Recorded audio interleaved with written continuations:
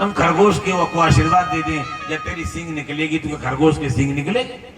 हम कछुए को आशीर्वाद दे दूं, तेरी पीठ पर बड़े बड़े बाल हो जाएंगे, उसके बाल उगाएंगे। इसलिए आशीर्वाद भी वही देना चाहिए जिसके पूर्ण होने की संभावना।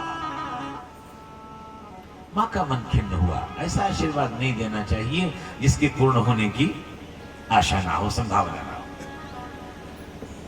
दूसरे घर में गई, वहां बहुत रोज ही प्रणाम करती थी, कोई नई बात थोड़ी थी। आज फिर से प्रणाम किया तो वहां भी मुख से वही आशीर्वाद निकला, पुत्रवती भव। मां पूर्णमासी विचार करने लगी, आज मुझको हो क्या गया है। नंद के यहां जाकर पहुंची, यशोदा ने प्रणाम किया, बोलो ना, वहां भी यही आशीर्वाद निकला, पुत्रवती भव।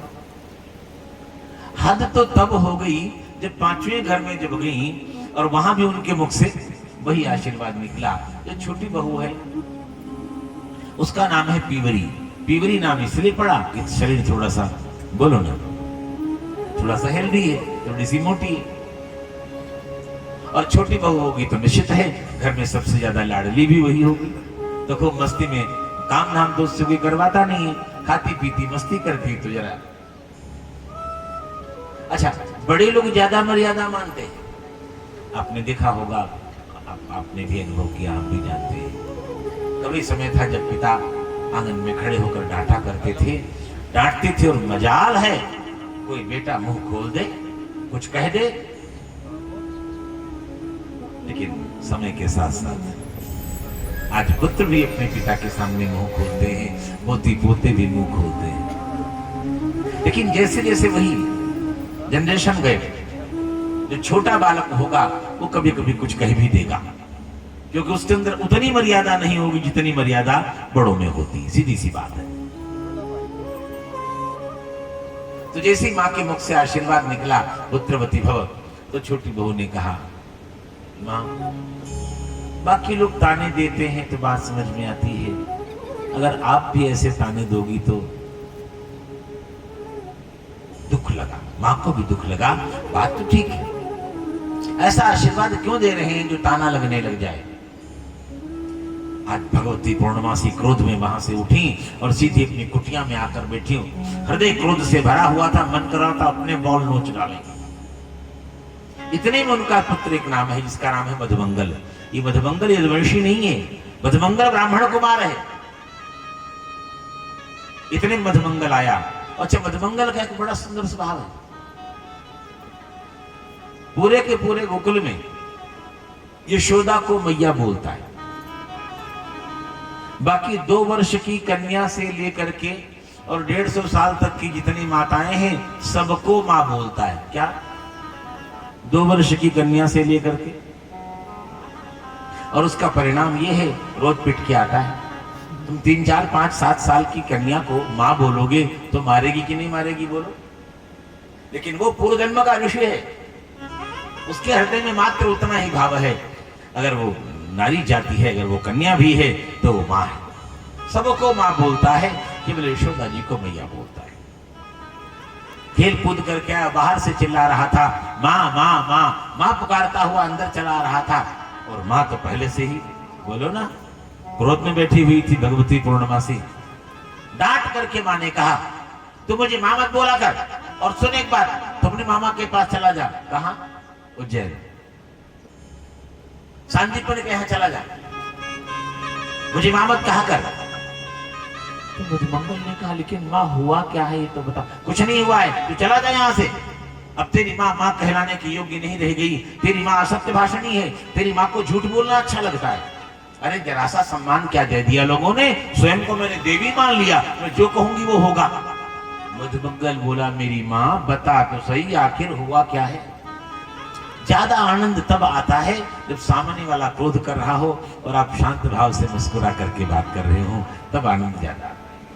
मां क्रोध में आग बबूला है और मधुमंगल उतना ही शांत है, शांत भाव से पूछ रहा, अरे मां बता तो सही, आखिर हुआ क्या है। कुछ नहीं हुआ, तू चला जा यहां से बस। अच्छा ठीक है मां, चला जाऊंगा, पर बता तो सही, आखिर हुआ क्या है। होना क्या था, आज मैं उन 5 घरों में गई, बहुओं ने मुझे प्रणाम किया और सबके घरों में मेरे मुख से निकला, बोलो ना, पुत्रवती भव, भला बताओ। मधुमंगल हंसा, हंस करके बोला, अच्छा माँ, आपने सबको एक एक पुत्र होने का आशीर्वाद दिया है, तो जाइए, मैं भी ब्राह्मण कुमार हूं, मैं एक एक और पुत्र होने का आशीर्वाद दे करके आता हूं। और मधुमंगल वहां से भागा। मधुमंगल भागा, मां रोकती रह गई, लेकिन मधुमंगल तो 9 2 11 सब घरों में जाकर पहुंचा। मेरी मां ने एक पुत्र होने का आशीर्वाद दिया है ना, ब्राह्मण कुमार होने के नाते एक और पुत्र होने का आशीर्वाद मैं सबके घरों में आशीर्वाद देकर के आया। यशोदा के यहाँ जाकर के पहुंचा, बड़े लाड़ से गोदी में बैठ गया। मेरी मैया के यहाँ तो बहन आएगी, एक तो यहाँ मेरा सखा आएगा, पुत्र आएगा तो पुत्र में कोई साधारण बालक नहीं, यहाँ मेरा सखा आएगा। और रहा बात दूसरे आशीर्वाद की, तो दूसरे आशीर्वाद के रूप में तो मेरी मैया के घर पुत्री आएगी, बहन आएगी। समय बीता और मेरे भाई बहन,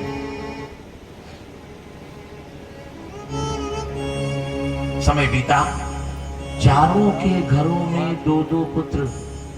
बोलो ना, चारों के घरों में 2 2 पुत्र, लेकिन यशोदा की गोद अभी भी सूनी। महर्षि शांडिल्य कहते हैं, मेरे तो आश्चर्य का ठिकाना नहीं है, एक ही व्यक्ति का दिया हुआ आशीर्वाद चारों जगह फला, तो आखिर 5वें स्थान पर वो आशीर्वाद फला क्यों नहीं? हो सकता है कोई न कोई महापुरुष आने वाला होगा। मेरा भी चिंतन वहां तक नहीं पहुंच रहा है, मेरा भी भाव वहां तक नहीं पहुंच पा रहा है। और भैया एक बात और, परमात्मा को जानना, परमात्मा को पाना, परमात्मा को पहचानना इतना आसान कहां? आरण्यक कहते हैं, उपनिषद कहते हैं, शास्त्र कहते हैं, यतो वाचो निवर्तन्ते अप्राप्य मनसा सह। परमात्मा अप्रमेय है, परमात्मा प्रमा का विषय नहीं है, परमात्मा बुद्धि का विषय नहीं, परमात्मा ज्ञान का विषय नहीं है। अप्रमेय मनघम, परमात्मा प्रमा से रहित है, बुद्धि का विषय नहीं, अनघ है, निष्पाप है। इसलिए आरण्यक कहते हैं, यतो वाचो निवर्तन्ते अप्राप्य मनसा सह, मन के साथ वाणी जहां तक जा सकती है। बोलो ना, उस दिन मैंने कहा मन कहां तक जा सकता है? बोले हम जहां तक गए हैं मन वहां तो जा ही सकता है, लेकिन हम जहां नहीं भी गए हैं ये मन तो वहां भी जा सकता है। और उसके लिए आरण्यक कहते हैं, मन इतना बलवान है फिर भी आरण्यक कहते हैं, ये तो वाचो निवर्तन्ते अप्राप्य मनसा सह, मन के साथ वाणी जहां तक जा सकती जाए, खाली हाथ लौट करके आती है, परमात्मा के स्वरूप का वर्णन नहीं कर सकती है, क्योंकि परमात्मा प्रमा का विषय नहीं है, परमात्मा प्रमा का नहीं, परमात्मा प्रेम का विषय। जिसने कभी प्रेम, परमात्मा प्रेम का विषय है, परमात्मा प्रमा का विषय नहीं है, बुद्धि का विषय नहीं है।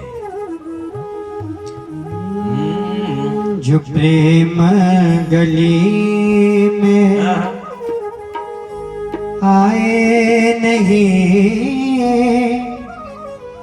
प्रियतम का ठिकाना क्या जाने, जो प्रेम गली में आए नहीं, प्रियतम का ठिकाना क्या जाने, जिसने कभी प्रेम किया ही नहीं, जिसने कभी प्रेम किया ही नहीं, वो प्रेम निभाना क्या जाने, जो कभी प्रेम किया ही नहीं, वो प्रेम निभाना क्या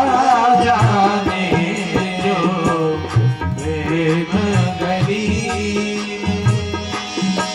जो बेदे पड़े भेद करे, मन में नहीं निर्मल ताराए, जो वेद पढ़े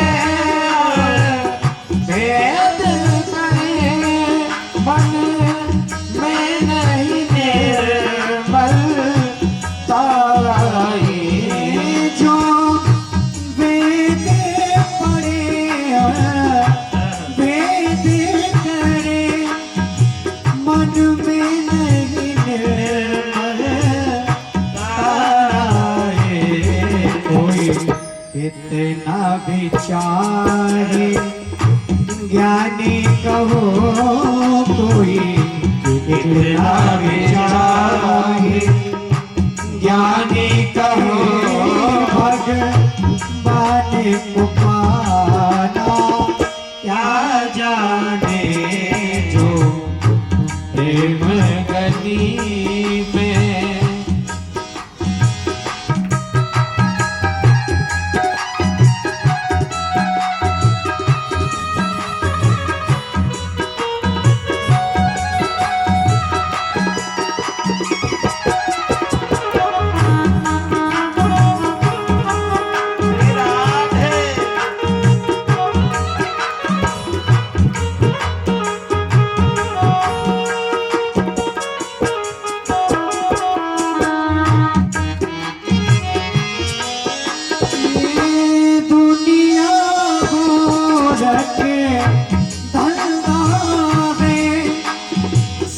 जग माया में अंधा है ये दुनिया गोर धरता है सब जग माया में अंधा है ये दुनिया गोर धरता है सब जग माया में अंधा है जिस अंधे ने प्रभु को देखा नहीं जिस अंधे ने प्रभु को देखा नहीं वो रूप बताना क्या जाने जो प्रेम गली में आए नहीं प्रिया तम का ठिकाना क्या जाने जो प्रेम गली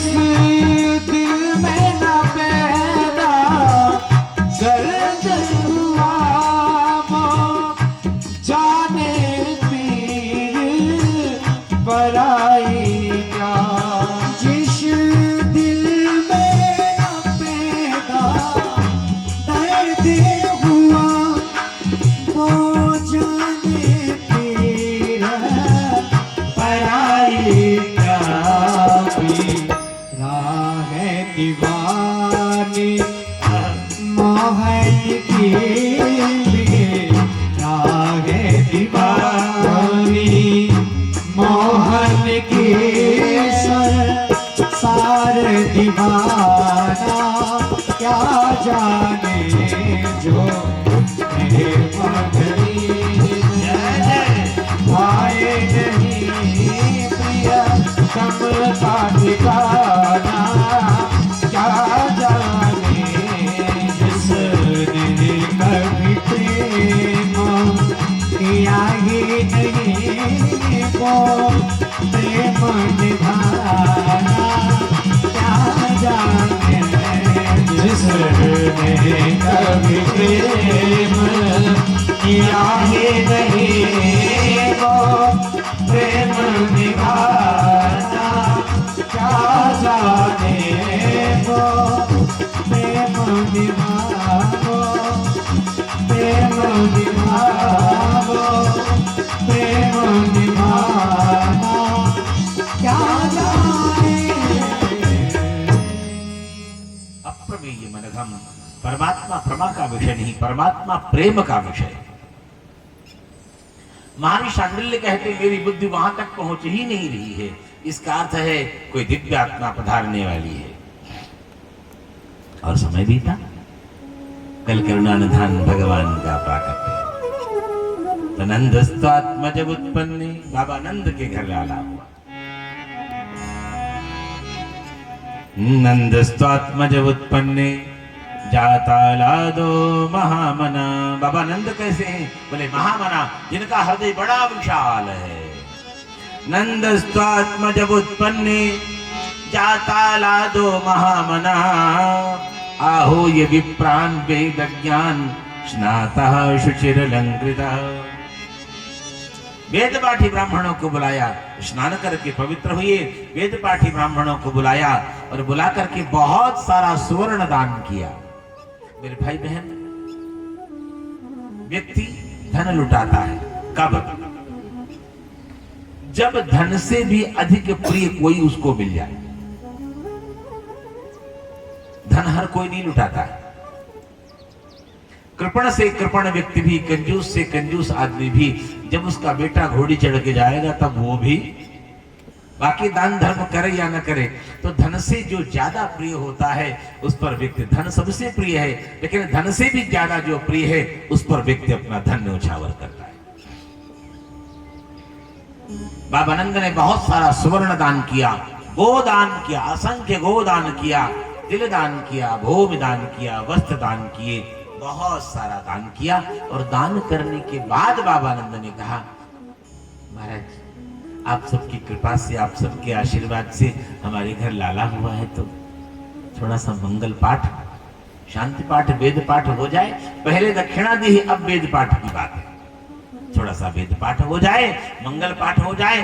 तो ब्राह्मणों ने वेद मंत्रोच्चारण करके मंगल पाठ किया। बाबा नंद के द्वार पर बड़ा आनंद हुआ। वाचयित्वा स्वस्त्ययनम, स्वस्ति वाचन पढ़ा गया। वाचयित्वा स्वस्त्ययनम जात कर्मात्मजस्य वै कारयामास विधिवत् पितृदेवार्चनम तथा। वाचयित्वा स्वस्त्ययनम, बाबा नंद ने स्वस्ति वाचन करवाया, ब्राह्मणों ने स्वस्ति वाचन किया, मंगल पाठ किया, वेद पाठ किया, जात कर्मादि संस्कार किए। और इसके बाद में सबसे पहला काम क्या किया बाबा नंद ने? वाचयित्वा स्वस्त्ययनम जात कर्मात्मजस्य वै। अब इसके बाद सबसे महत्वपूर्ण काम क्या किया? कारयामास विधिवत् पितृदेवार्चनम तथा। बाबा नंद ने सबसे पहले पितरों की पूजा की। पितरों की पूजा क्यों हुई? क्योंकि पितरों की कृपा के बिना वंश वृद्धि और धन समृद्धि नहीं हो सकती। ध्यान रखना, पितरों की कृपा के बिना वंश वृद्धि और धन समृद्धि नहीं हो सकती है। अगर हमारे यहाँ वंश वृद्धि नहीं है, धन समृद्धि नहीं है, तो समझ जाना चाहिए हमारे पितर हमसे रुष्ट हैं, हमारे पितरों का अपराध हमसे हुआ है। हमारे पितर कौन है? बोले हमारे गए हुए सगे संबंधी। जो सगे संबंधी हमें छोड़ करके चले गए हैं वो सब पितरत्व को प्राप्त हो जाते हैं, पितृलोक में निवास करते हैं। अच्छा, करते क्या है? बोले वो भगवान से, हमारे लिए भगवान से प्रार्थना करते, हमारे लिए भगवान से प्रार्थना करते हैं, करुणानिधान भगवान हमारे वंश में हमेशा वंश वृद्धि हो और धन समृद्धि हो। क्यों? आपको क्या मिलेगा? तुम्हारे यहाँ वंश वृद्धि धन समृद्धि होगी, तुमको क्या मिलेगा? हमारे पितर भगवान से, हमारे कल्याण के लिए भगवान से प्रार्थना करते हैं और हमारी ओर टकटकी लगा करके देखते हैं। क्यों? क्योंकि हमारे यहाँ जब वंश वृद्धि धन समृद्धि होगी तो हमारे बच्चे हमारे लिए भी, बोलो ना, हमारे लिए भी कुछ न कुछ करेंगे। इसलिए मेरे भाई बहन, जब भी कोई उत्सव आपके घर में हो, त्योहार हो, कोई खुशी का अवसर हो, अपने पितरों के निमित्त कुछ न कुछ अवश्य करना चाहिए। बालक का जन्म हुआ है, अमावस्या है, पूर्णिमा है, प्रमोशन हुआ है, धन आया है, कुछ अच्छा मांगलिक कृत्य हुआ है, अपने पितरों के निमित्त हमेशा कुछ न कुछ करना चाहिए। हमारे पितर हमसे संपत्ति नहीं मांगते। आप जब किसी तीर्थ में स्नान करने के लिए जाते हैं, भगवान का दर्शन करने के लिए जाते हैं, तो तीर्थ में जब गंगा में स्नान करते हैं, गंगा में खड़े होकर भगवान सूर्य को अर्घ्य अर्पण करते हैं, उसी समय एक अंजलि जल अपने पितरों के निमित्त छोड़ दीजिए। बस हमारे पितर उतने से तृप्त हो जाएंगे, उन्हें आपकी संपत्ति नहीं चाहिए। आप कहोगे महाराज हम पितरों की पूजा करते तो हैं, कब? श्राद्ध पक्ष में। अरे श्राद्ध पक्ष तो उनके लिए बनाया गया है जो लोग अपने पितरों को पूरे साल, बोलो ना, याद भी नहीं करते, उनके लिए पितृपक्ष है। सत्य तो यह है, अमावस्या हुई, एक थाल ब्राह्मण को घर बुलाकर भोजन करा दो। संभव नहीं है, एक थाल भोजन निकाल करके ब्राह्मण को दे करके आ जाओ, मंदिर में दे दो, गाय को भोजन करा दो। एक बात और कहता चलूं, दीन दुखियों की सहायता की जाती है, सेवा नहीं, ध्यान रखना। कभी आप सोचो पितरों के निमित्त जो भोजन हमने निकाला है भिखारी को खिला दो, इसको दे आओ, नहीं नहीं। दीन दुखियों की सहायता की जाती है, सेवा हमेशा अपने से ज्येष्ठ, श्रेष्ठ और उन्नत की करनी चाहिए। आप उन्नत की सेवा करोगे तो उन्नत होते चले जाओगे, ऊपर बढ़ते चले जाओगे, और निम्न की सेवा करोगे तो नीचे गिरते चले जाओगे। इसलिए सेवा हमेशा अपने से बड़ों की करनी चाहिए, उन्नत की करनी चाहिए, ज्येष्ठ श्रेष्ठ की करनी चाहिए। दूसरों की सहायता करो, लेकिन सेवा हमेशा अपने से उन्नत की करो, योग्य की करो। एक थाल भोजन निकाल करके ब्राह्मण को मंदिर दे आओ, नहीं तो गौ माता को खिला दो। आपको वैसे गरीबों को खिलाना है, जी भर के खिलाओ, उनको खिलाने को मना नहीं कर रहा हूं, लेकिन पितरों के निमित्त निकाला गया जो भोजन वो उनके लिए नहीं है, उनको और भोजन कराइए, कराना है। तो हमारे पिता, मैं आपसे कल निवेदन कर रहा था, प्रत्येक व्यक्ति को चाहिए अपने आंगन में एक धर्म वृक्ष लगाए।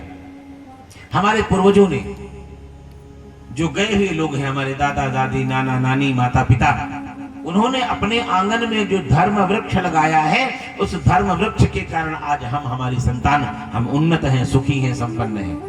ये उनका आशीर्वाद है। तो पितरों की कृपा के बिना वंश वृद्धि और धन समृद्धि संभव नहीं है। इसलिए हमेशा अपने पितरों का स्मरण रखो। और केवल कृष्णावतार नहीं, रामावतार में भी गोस्वामी जी महाराज कहते हैं, जब भगवान राम का अवतरण हुआ तो सबसे पहले महाराज दशरथ ने क्या किया? बोले नांदी मुख श्राद्ध करे जात कर्म सबकीन। सबसे पहले नांदी मुख श्राद्ध किया, यानी सबसे पहले पितरों की पूजा की है, इसके बाद देवताओं की पूजा।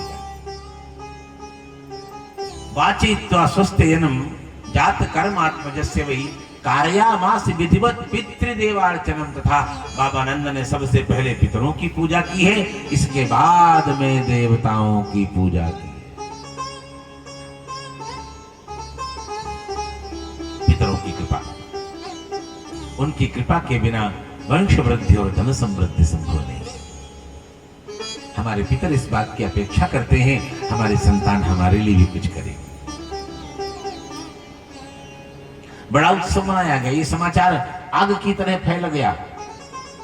समस्त ब्रजगोपाल बाल ब्रजगोपियां मंगल में श्रृंगार करके, सुंदर सुंदर वस्त्राभूषण धारण करके बाबा नंद और मैया यशोदा को बधाई देने के लिए आ रहे हैं। गोपा परस्पर मरिष्टा, उनके पास देने को क्या है? दूध है, दही है, माखन है। गोपा परस्पर मरिष्टा दधिक्षीरघृताम्बुभिः। गोपा परस्परम हृष्टा दधिक्षीरघृताम्बुभिः। आसिंचन्तो विलिम्पन्तो नवनीतैश्च चिक्षिपुः। ब्रज की, गोकुल की आज गली गली में दूध दही माखन की कीच मची हुई है।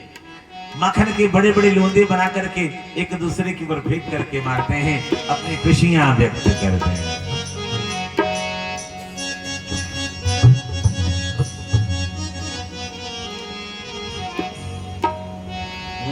नंद जू के अंगना में बज रही आज बधाई। नंद जू के अंगना में बज रही आज बधाई। नंद जू के अंगना में बज रही आज बधाई। नंद जू के अंगना में बज रही आज बधाई। सौ बार बधाई लोगों, सौ बार बधाई लोगों, बार बधाई लोगों, सौ बार बधाई लोगों, लख लख बार बधाई। नंद जू के अंगना में बज रही आज बधाई। नंद जू के अंगना में बधाई हो, बज रही आज बधाई। नंद जू के अंगना में बज रही आज बधाई। नंद जू के अंगना में बज रही आज बधाई।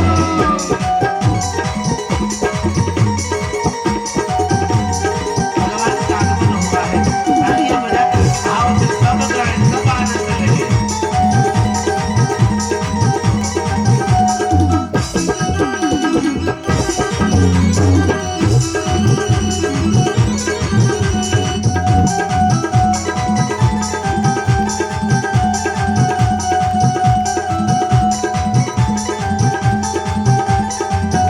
वो चमत्कार सा हो गया लोगों, हो गई बात निराली। चमत्कार सा हो गया लोगों, हो गई बात निराली। और चमत्कार सा हो गया लोगों, हो गई बात निराली। चमत्कार सा हो गया लोगों, हो गई बात निराली।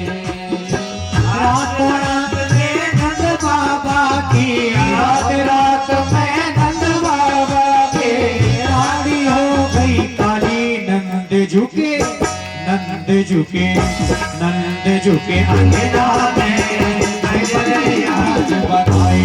नंद झुके अंगना में बज रही आज बधाई। नंद झुके रात रात में नंद बाबा की, रात रात में नंद बाबा की लाड़ी हो गई काली।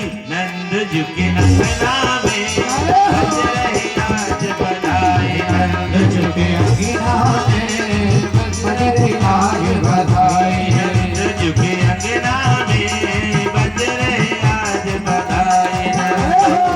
श्री राधे आज बधाई।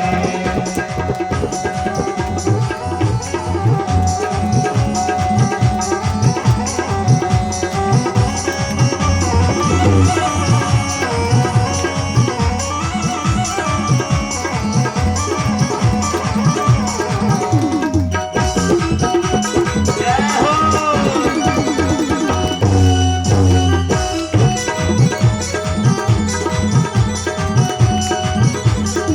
साठ साल के बूढ़े देखो हो गया आज जवान। 60 साल के बूढ़े देखो हो गए आज जवान। 60 साल के बूढ़े देखो हो गए आज जवान। 60 साल के बूढ़े देखो हो गए आज जवान। नाचे कूदे धूम मचाए, नाचे कूदे धूम मचाए, नाचे कूदे धूम मचाए, नाचे कूदे धूम मचाए। और गाए मीठी बात नंद जू के अंगना में बज रही आज बधाई। नंद जू के अंगना में बज रही आज बधाई। नंद जू के अंगना में बज रही आज बधाई। नंद जू के अंगना में बज रही आज बधाई।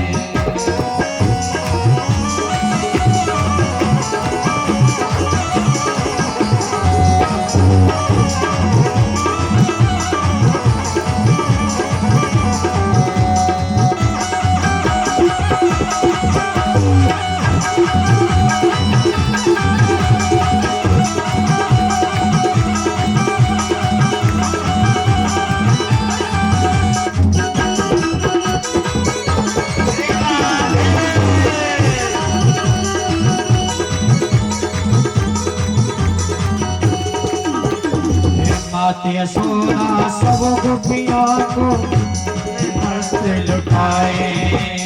माँ यशोदा सब गोपिन को नए नए वस्त्र लुटावे। माँ यशोदा सब गोपिन को नए नए वस्त्र लुटाए। माँ यशोदा सब गोपिन को नए नए वस्त्र लुटाए। गोपबाल सब हिल मिल करके, गोपबाल सब हिल मिल करके, गोपबाल सब हिल मिल करके, गोपबाल सब हिल मिल करके बाबा को नाच नचाए।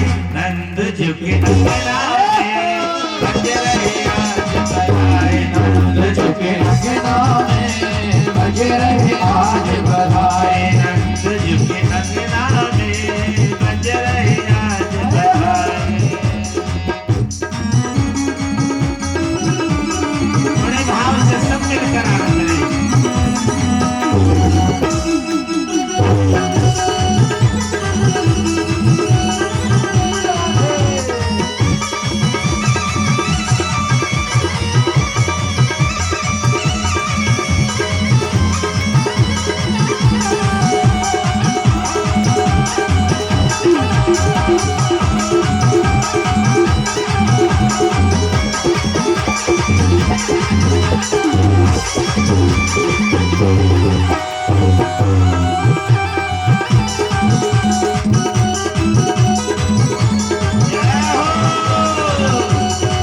बधाई हो, बधाई हो। ना जाने किस ऋषि मुनि ने धागा आज लपेटा। ना जाने किस ऋषि मुनि ने धागा आज लपेटा। ना जाने किस ऋषि मुनि ने धागा आज लपेटा। ना जाने किस ऋषि मुनि ने धागा आज लपेटा।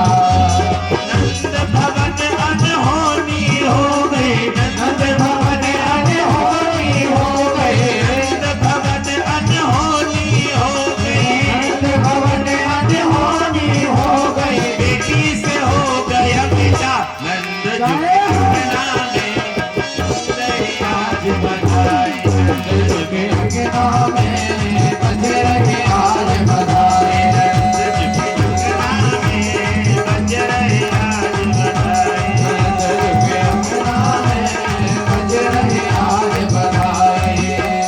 जुग जुग जीवे लाल तिहारो ये आशीष हमारे।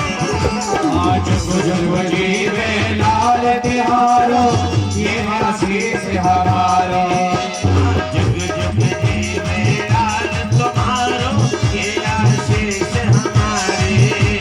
मुझको जुग जीवे लाल तिहारो ये आशीष हमारे। ऐसे दे ही आशीष सबही मिली। ऐसे दे आशीष सबई मिले। ऐसे दे ही आशीष सबही मिली। ऐसे दे आशीष सबई मिले। वही गज की आई। नंद जी के अंगना में बज रही आज बधाई। नंद जी के अंगना में राधे आज बधाई। नंद जी के अंगना में बज रही आज बधाई। नंद जी के अंगना में बज रही आज बधाई।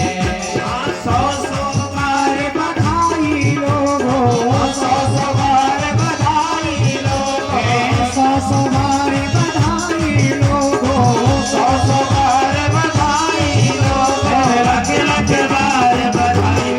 नंद जी के अंगना में बज रही आज बधाई। नंद जी के अंगना में बज रही आज बधाई। नंद जी के अंगना में बज रही आज बधाई। नंद जी के अंगना में बज रही आज बधाई। नंद जी के अंगना नंद गर्यानंद भय जय कन्हैया लाल की। नंद गर्यानंद जय कन्हैया लाल की। जय कन्हैया लाल की। कन्हैया लाल की। जय कन्हैया लाल की। हाथी घोड़ा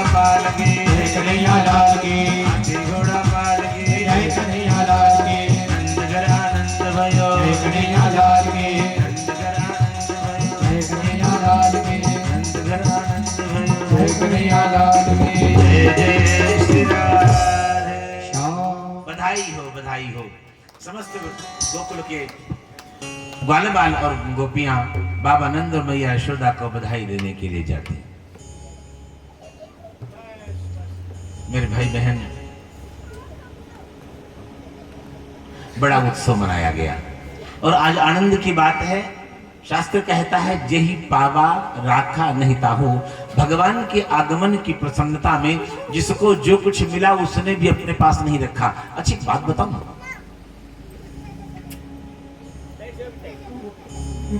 आज देने का दिन किसका है?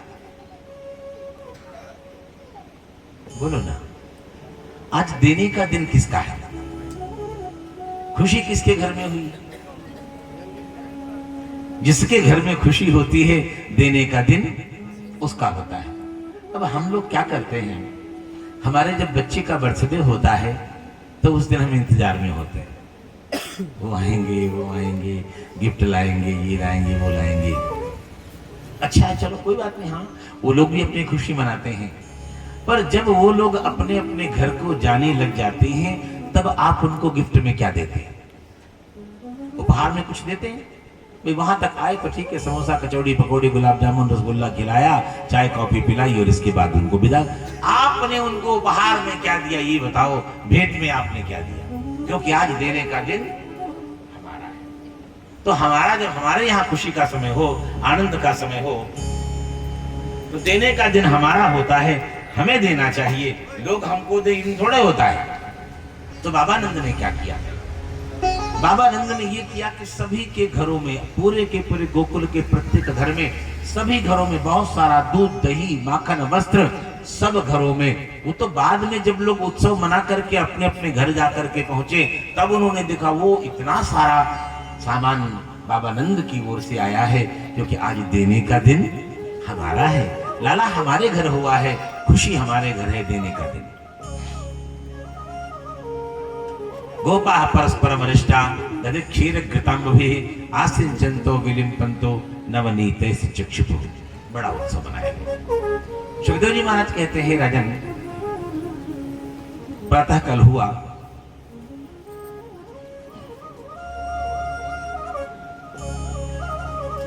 कंस ने अपना मंत्रिमंडल बुलाया।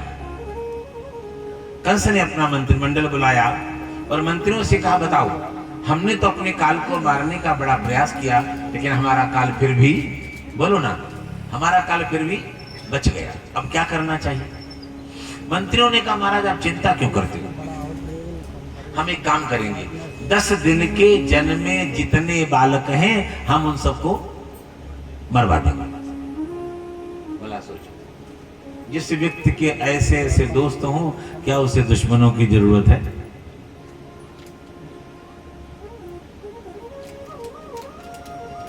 भगवान की सेना समुद्र के इस पार आ गई। समाचार रावण को मिला तो रावण ने मंत्रियों से पूछा, भाई क्या करना चाहिए? अब तो सेना सिर पे आ गई, क्या करना? अरे मंत्री बोले, महाराज आप चिंता क्यों करते हो,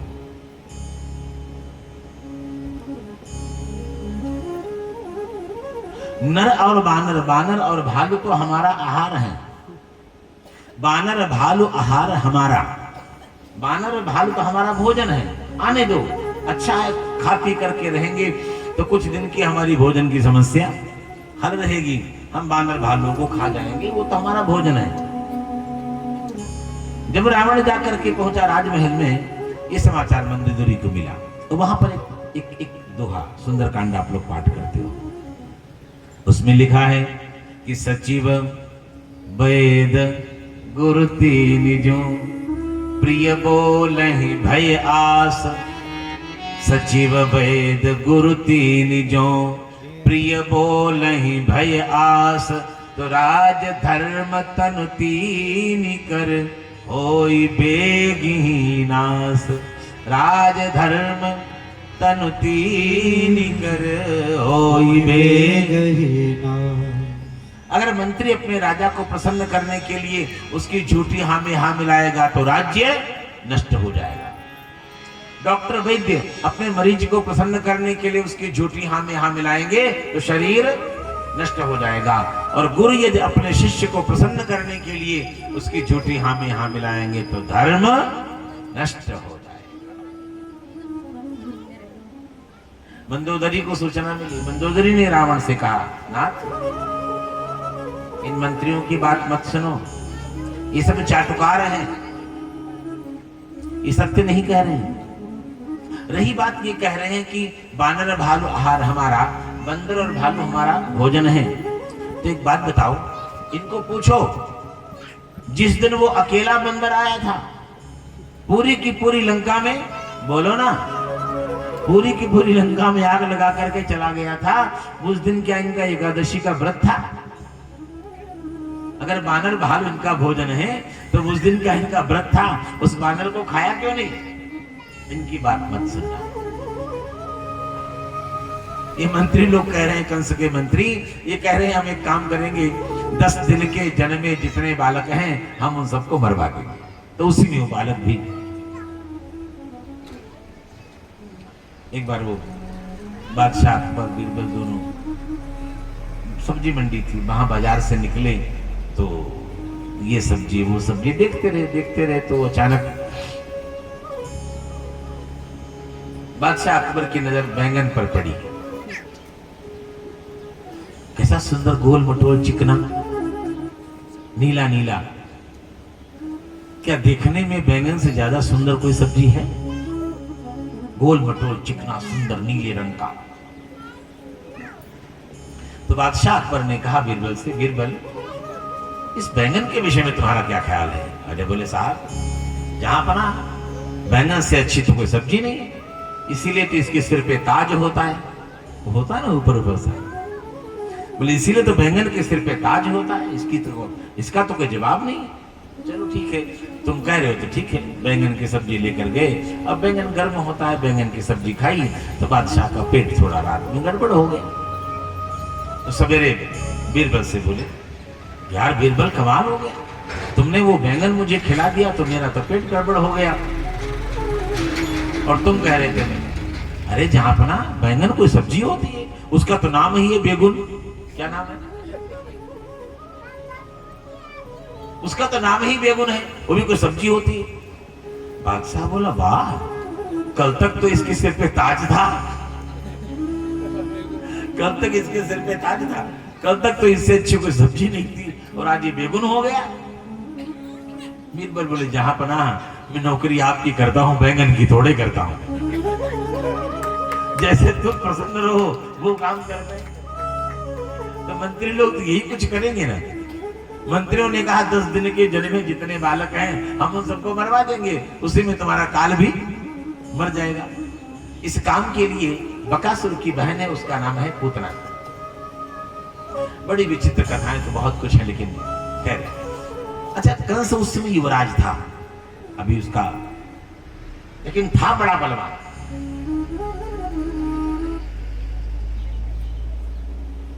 कंस ने एक नियम बनाया, किसी भी राज्य में जाता था और जाकर के वहां के राजा को ललकारता था, मेरे साथ युद्ध करो, 2 पर 2 कुश्ती लड़ो, न कोई तीसरा तुम्हारी ओर से न कोई तीसरा हमारी ओर से, 2 पर 2। शर्त क्या होती थी? तुम जीत गए तो हम जीवन भर तुम्हारे दास बनकर, गुलाम बनकर के रहेंगे, और हम जीत जाएं तो तुमको जीवन भर हमारा दास बनकर के रहना पड़ेगा। जो भी राजा लड़ने के लिए आगे बढ़ा पराजित हुआ। तो कंस ने क्या किया? कंस ने उनको अपना दास नहीं बनाया, उनसे कहा तुम हार गए, मेरे दास हो, लेकिन मुझे तुम्हारा राज्य नहीं चाहिए, मुझे तुम भी दास के रूप में नहीं चाहिए। करना केवल इतना है, जब भी मुझे कभी आवश्यकता होगी तब तुमको आना पड़ेगा। ऐसे आराम से अपना राज्य करो, मुझे तुम्हारा न तो राज्य चाहिए न तुम्हारी दास्ता। इस तरह उसने बहुत सारे राजाओं को पराजित करके अपना दास बना रखा था। इसी श्रृंखला में वो बकासुर के पास पहुंचा और बकासुर से बोला, मुझसे युद्ध करो, कुश्ती लड़ो। बकासुर लड़ा और हार गया। हार नहीं था, कंस में बहुत बल था, आगे जाकर के बताऊंगा, निवेदन करूंगा। और तो ठीक है, तुम हार गए तो हमारे दास बन गए। बकासुर की एक बहन है जिसका नाम है पूतना। वो अपने भाई को बहुत प्रेम करती है। उसने कंस से कहा, अभी आपकी पराजय अधूरी है, ये मेरा भाई है, आपको मुझसे युद्ध करना पड़ेगा। एक बार आप मुझे जीतिए, जब तक आप मुझे नहीं जीतते हैं तब तक आपकी ये विजय अधूरी है। आप मुझे जीतिए, अगर आप मुझे पराजित कर देंगे तो फिर हम भी आपकी दास्तां स्वीकार करेंगे। कंस बड़ा समझदार था, उसने सोचा अगर मैं स्त्री से लड़ूं भी, जीत भी जाऊं तो कौन सी बहादुरी है? बोलो ना, कौन सा बहादुरी का काम है? तुरंत कंस ने कदम पीछे हटाए और पूतना से बोला, देखो बहन, बात ये है, सीधे बहन पे आ गया। जैसे ही बकासुर मेरा भाई है, ऐसे ही तुम मेरी बहन हो। हमारा तुम्हारा युद्ध, और हम तो इसको दास बनाकर नहीं ले जा रहे हैं, न तो हम राज्य छीन रहे हैं, न दास बना करके ले जा रहे हैं। हम तो ये कह रहे हैं कि जब भी कभी हमको आपकी आवश्यकता पड़े तब हमारा साथ दो, बस। इस तरह से उसने पूतना को बिना युद्ध किए ही जीत लिया, अपना बना लिया। अब तो पूतना भी उसकी दासी हो गई। मेरे भाई बहन, आज भगवान के अवतरण की छठी है, तो उसने उसी दिन से पूतना को काम पे नियुक्त कर दिया कि तुम जाओ, 10 दिन के जन्मे जितने बालक उन सबको मरवा दो, मार दो। तो पूतना क्या करती थी? पूतना काम रूपिणी है, जो चाहे वेश धारण कर लेती है। तो सुंदर सा वेश बना करके, सुंदर सी स्त्री बन करके घूमने निकलती है। कोई पक्षी बन करके उड़ती हुई जाती है, और जिस गांव में, जिस घर में वो ढोलक की थाप सुनती है, नाच गाना बजाना सुनती है, समझ जाती है यहाँ कोई न कोई उत्सव हो रहा है। उसके बाद स्त्री बन करके वहां जाती है। अगर किसी बालक का जन्म हुआ हो तो अपने स्तन में विष लगा करके दूध पिलाने के बहाने बच्चे को गोद में लेती और जहर पिला के ये काम वो कर रही थी। इसी श्रृंखला में आज भगवान के अवतरण की छठी, और छठी में उत्सव मनाया जाता है। आज भगवान के अवतरण का छठा दिवस है, उत्सव मनाया जाता है। बड़ा खूब गाना बजाना चल रहा है, सवेरे से ही गोपियों का आना जाना, बड़ा आनंद हो रहा है। मैया यशोदा ने कन्हैया को प्रेम से स्नान कराया, मंगल में श्रृंगार किया, और श्रृंगार करके दुग्धपान कराया, काजल टीका किया। सोचने लगे इसको कहाँ सुलाऊं, क्योंकि बच्चे को स्नान करा दो, दूध पिला दो तो उसको तो नींद आती है। अब इसे कहाँ सुलाऊं? अगर मैं इसे किसी कमरे के अंदर सुलाऊंगी तो सखी आएंगी, सब मुझसे पूछेंगी, बताओ लाला कहाँ है? तो मैं किस किस को बताती फिरूंगी उस वाले कमरे में है। इससे अच्छा ये है कि लाला का पालना में दरवाजे पे रख देती हूँ। भैया आओ, एंट्री गेट पे आओ, दर्शन करो, अंदर जाओ, कचौड़ी पकौड़ी बनाओ, खाओ, नाचो गाओ बजाओ, और अपने अपने बनाकर खिलाने वाली नहीं है। आओ, बनाओ, खाओ। सच्ची मित्रता ये है। अगर आपके किसी फ्रेंड सर्कल में, आपके किसी सगे संबंधी के यहाँ अगर कोई उत्सव है और आप वहां जाते हो, तो हम लोगों की तरह महंत बन के मत बैठो कि जो कचौड़ी पकौड़ी बनेगी, बोलो ना, सबसे पहले हम ही को परोसी जाएगी। आप सच्चे मित्र हैं तो उसके घर में जाइए, जाकर रसोई देखो, रसोई में कुछ बनाने वाला है तो बनाने में उनकी सहायता करो। कहीं थोड़ा सा कुछ गंदा दिखाई पड़ता है, जरा सा पोछा लगा दिया, रसोई में 4 बर्तन पड़े हैं, बर्तन साफ कर दिए। ये असली वाली मित्रता है। श्रृंगार करके गए, बैठे, खाए पिए, ये कोई मित्रता है? ये तो परायों वाला है। पराई की तरह आए, खाए पिए, हाथ झाड़े और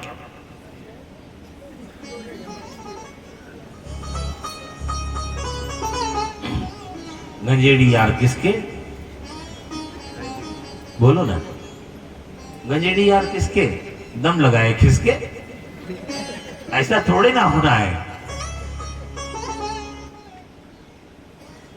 तो मैया यशोदा ने ये विचार करके पालना द्वार पे रख दिया।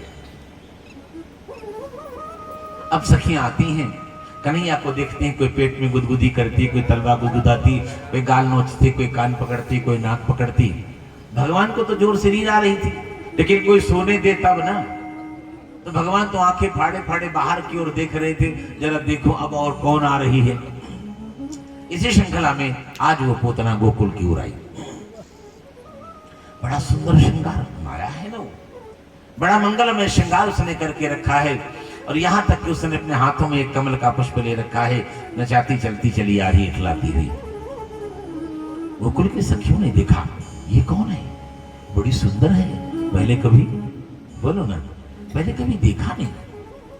एक बोली जो भी कोई है, हाय बड़ी सुंदर। एक ने कहा साक्षात लक्ष्मी है। तीसरी बोली देखो, तभी तो अपने हाथ में कमल का पुष्प भी लेके रखा हुआ है। चौथी बोली हाँ, तभी तो अपने नारायण से मिलने जा रही है। उतना द्वार पर आकर के पहुंची। अब भगवान तो दरवाजे की ओर देख ही रहे थे, आंखें फाड़े फाड़े। जैसे ही पूतना सामने आकर के पहुंची तो भगवान ने पूतना को देखा। तो सुखदेव जी महाराज कहते हैं, राजन पूतना को देख करके भगवान ने क्या किया, बोले चराचरात्मा से निमेलित क्षण, चर और अचर के आत्मा रूप जो भगवान है, और भगवान ने अपने नेत्र बंद कर दिए। भगवान ने नेत्र बंद किए, क्यों बंद किए वो तो मेरे ठाकुर जाने, लेकिन हमारे आचार्यों के चिंतन। एक आचार्य कहते हैं भगवान ने पूतना को देख करके इसलिए नेत्र बंद कर लिए। भगवान ने सोचा सवेरे सवेरे का मामला है, प्रातः काल का समय है, प्रातः काल मांगलिक दर्शन होना चाहिए। सौभाग्यवती नारी का दर्शन हो, ब्राह्मण का दर्शन हो, कन्या का दर्शन हो, संवत्सा गाय का दर्शन हो। प्रातः काल कोई मांगलिक दर्शन हो तो पूरा दिन मंगलमय, बोलो ना। सवेरे सवेरे अच्छा व्यक्ति दिखाई दे जाए तो दिन आनंद में बीतता है। मांगलिक दर्शन होना चाहिए, दिन मंगलमय। ये तो राक्षसी है, मैं राक्षसी को नहीं देखूंगा। अगर राक्षसी को देख लिया तो पता नहीं आज सारा दिन कुछ खाने पीने को, दूध दही माखन मिलेगा भी या नहीं मिलेगा, ऐसा मान करके भगवान ने अपने नेत्र बंद कर लिए। अच्छा, सच में ऐसा होता भी है, आपने अनुभव किया होगा, कई बार ऐसा होता है। कुछ लोग ऐसे होते हैं, अगर सवेरे सवेरे दिख जाए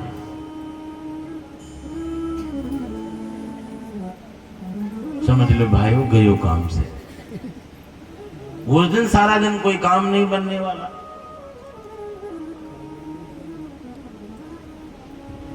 आदमी दुखी होकर कई बार कोई ऐसा व्यक्ति सामने पड़ जाता है ना, जहां कहीं जिस काम से जाएगा वो काम नहीं बनेगा, न तो काम बनेगा और खाने पीने को भी कुछ नहीं मिलने वाला। खाने पीने को क्या मिलेगा, जहां जाएगा उसे धक्के खाने पड़ेंगे, धक्कों के सिवा कुछ खाने को नहीं मिलेगा, काम भी नहीं बनेगा।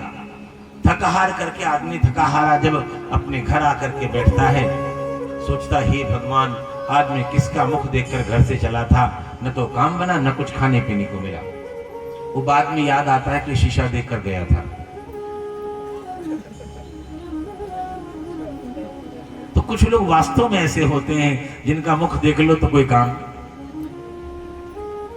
तो भगवान ने सोचा ही तो राक्षसी है, मैं राक्षसी को नहीं देखूंगा, ऐसा विचार करके मानो भगवान ने चराचरात्मा से निमेलित क्षण, भगवान ने अपने नेत्र बंद कर लिए। दूसरा भाव, भगवान ने क्यों नेत्र बंद किए?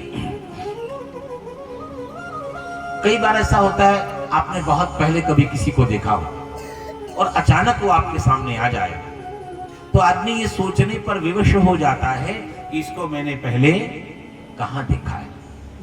तो मानो भगवान नेत्र बंद करके ये सोचने लगे कि इसको मैंने पहले कभी कहीं देखा है, कहां देखा याद नहीं आ रहा है। भगवान सोचने लगे इसको कहां देखा है, कहां, याद आया ये वो है, ये महाराज बलि की पुत्री है। कल आपने भगवान वामन का चरित्र सुना था, महाराज बलि का चरित्र सुना था। ये महाराज बलि की पुत्री है, इसका नाम रत्नमाला है। महाराज बलि की पुत्री है, इसका नाम रत्नमाला है। जब मैं वामन बन करके इसके पिता से 3 पग पृथ्वी मांगने के लिए गया, तब इसने मेरे रूप सौंदर्य को देखा। भगवान छोटे से प्यारे से बालक बनकर गए थे, तब इसने मेरे रूप सौंदर्य को देखा, और जब मुझे देखा तो इसके मन में एक भाव जागा, अगर इतना प्यारा बालक कहीं मुझे मिल जाए तो मैं इसे अपने आंचल का दूध पिलाऊं। नारी है, नारी में मातृत्व है, नारी में मातृत्व है, माँ का भाव है, तो माँ इससे ज्यादा प्यार क्या कर सकती है। तो इसने ये संकल्प किया, अगर ऐसा बालक कहीं मुझे मिल जाए तो मैं उसे अपने आंचल का दूध पिलाऊं। भगवान ने कहा बोलो ना एवमस्तु, ऐसे ही होगा। पर जब मैंने इसके पिता के साथ कपट किया, जब मांगने गया तो वामन बनकर गया, और जब लेने पर आया तो विराट बन गया। तो जब मैंने इसके पिता के साथ कपट किया तब इसको क्रोध आ गया। और इसने कहा अगर ऐसा बालक कहीं मुझे मिल जाए कमबख्त को जहर पिला के। भगवान ने कहा एवमस्तु, ये तुम्हारी दोनों कामनाएं द्वापर में पूरी होंगी। ये वही रत्नमाला है, मुझे दूध भी पिलाना चाहती है और जहर पिलाकर मारना भी चाहती है। तो ये राक्षसी है। तो मानो भगवान नेत्र बंद करके ये सोच रहे थे कि मैंने इसको पहले कहां देखा। तीसरा भाव, सुखदेव जी महाराज कहते हैं राजन प्रीतिर नयन योरगता, भगवान के नेत्रों में इतना प्रेम है जिस किसी ने भी एक बार इनकी आंखों में आंखें डाल करके देख लिया, मेरे भाई बहन बिन भाव इनके हाथों बिक जाता है।